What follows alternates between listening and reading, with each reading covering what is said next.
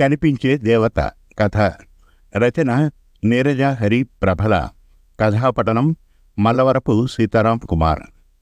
ఏమే రంగి, నీవు 4 ఏళ్లలో కష్టపడి పనిచేసి సంపాదిస్తున్నావు కదుటే, ఇప్పటికైనా ఏమన్నా 4 రాళ్ళు వెనకేసుకుంటున్నావా? అడిగింది సరోజ పని మనిషి రంగిని. లేదమ్మా, ఈ ఆడ సరిపోద్దమ్మా. నేను కష్టపడి షౌటౌట్చి సంపాదించిందంతా ఇంటి అద్దె, మా మావ తాగుడు, పిల్ల చదువుకే సరిపోద్దమ్మా. ఆ ఎదవని తాగొద్దంటే వినడాయే, పైగా ఏ పని చేయడాయే. ఇక ఆ భగవంతుడే వాడి మనస్సుని సరిచేయాలా అని తన మనస్సులోని గోడును వెళ్ళబోసుకుంది రంగి.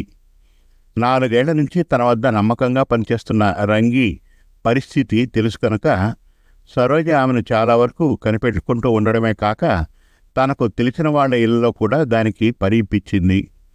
దాని మొగుడు సత్తయ్యను పిలిచి చాలాసార్లు మందలించింది సరోజ. అయినా వాడి ధోరణి మారలేదు. వెళ్ళొత్తానమ్మా అన్న రంగి మాట విని, సరే రేపు కొంచెం ముందుగా రా అని చెప్పి రంగిని పంపింది సరోజ. ఇలా రోజులు గడుస్తున్నాయి. తాగుడు ఎక్కువయ్యి కొన్నాళ్లకు సత్తయ్య చనిపోయాడు. రంగి దాని కూతురు దీప దిక్కులేని వారైతే సరోజ వాళ్లకు కొంత డబ్బు సర్ది దీపను తనే చదివిస్తోంది. దీప చక్కగా చదువుకొని డిగ్రీ పూర్తి చేసి ఏదో చిన్న ఉద్యోగం సంపాదించుకొని తన తల్లికి సాయంగా ఉంటుంది.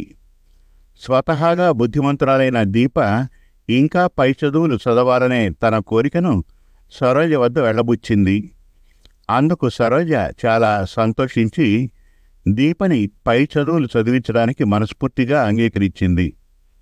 దీప ఆ చిన్న ఉద్యోగం మానేసి చదువుపైనే పూర్తిగా దృష్టి పెట్టింది. మంచి యూనివర్సిటీలో పీజీ సీటుకి దీప చేత అప్లై చేయించింది సరోజ. కొన్నాళ్లకు అదృష్టవశాత్తు దీపకి యూనివర్సిటీలో తను కోరుకున్న గ్రూప్లో సీట్ రావడం, దీప అందులో చేరడం జరిగాయి. రంగి ఆనందానికి అవతుల్లేవు. వాళ్ళిద్దరినీ తన వద్దే ఉండమని కోరింది సరోజ. అందుకు అంగీకరించి దీప తన తల్లితో సరోజ ఇంటికి చేరింది. దీప చక్కగా చదువుతూ మరో 2 సంవత్సరాలకి పోస్ట్ గ్రాడ్యుయేషన్ని పూర్తి చేసింది. కొన్ని నెలల తర్వాత అదే కాలేజీలో లెక్చరర్ పోస్ట్ ఖాళీ ఉంటే అందులో చేరింది దీప. ఆ యూనివర్సిటీలో యాజమాన్యం వాళ్ళు దీప ప్రతిభా పాఠవాలను గుర్తించడమే అందుకు దోహదం. ఆ శుభవార్తను రంగికి సరోజకు చెప్పి వాళ్ళ ఆశీస్సులు తీసుకుంది దీప. చక్కగా రోజు ఉద్యోగానికి వెళ్తూ ఇంట్లో ఉన్న కాసేపు సరోజకు సహాయపడుతూ తన వినయ విధేయతలతో ఆమె మనస్సుని మరింత దోచుకుంది దీప. తనకు పిల్లలు లేని లోటును దేవుడు దీపరూపంలో తనకు తీర్చాడని మనస్ఫూర్తిగా ఆ దేవునికి కృతజ్ఞతలు తెలుపుకుంది సరోజ. తన తొలి జీతాన్ని తీసుకొచ్చి సరోజ చేతికిచ్చి ఆమె పాదాలకు నమస్కారం చేసింది దీప. సరోజ ఆమెను పైకి లేవనెత్తి కన్నతల్లి అయిన రంగికి దీప చేత నమస్కారం చేయించింది. ఆమె పెద్ద మనసుకు రంగి చాలా సంతోషించింది. మరో ఏడాది తర్వాత రంగి అంగీకారంతో దీపని దత్తతకు తీసుకుని ఆమె పేరున తన ఆస్తిని రిజిస్టర్ చేయించింది సరోజ.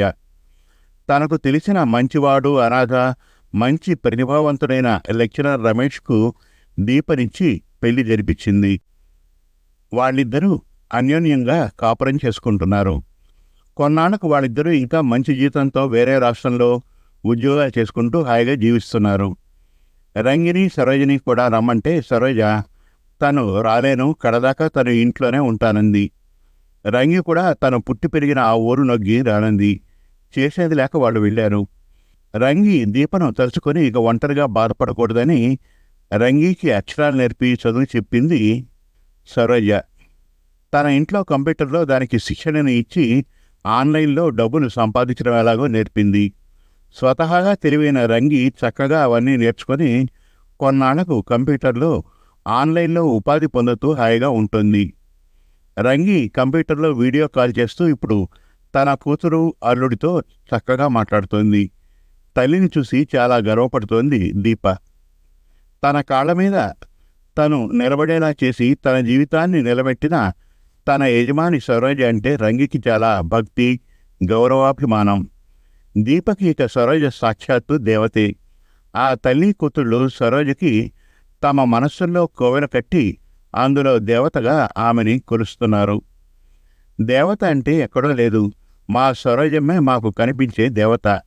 ఎన్ని జన్మలెత్తినా ఆ అమ్మ రుణం తీర్చుకోలేం అంటున్నారు రంగి, దీప అందరితో. సమాప్తం. మరిన్ని చక్కటి కథల కోసం, కవితల కోసం, వెబ్ సిరీస్ కోసం మన తెలుగు కథలు .com విజిట్ చేయండి. Thank you.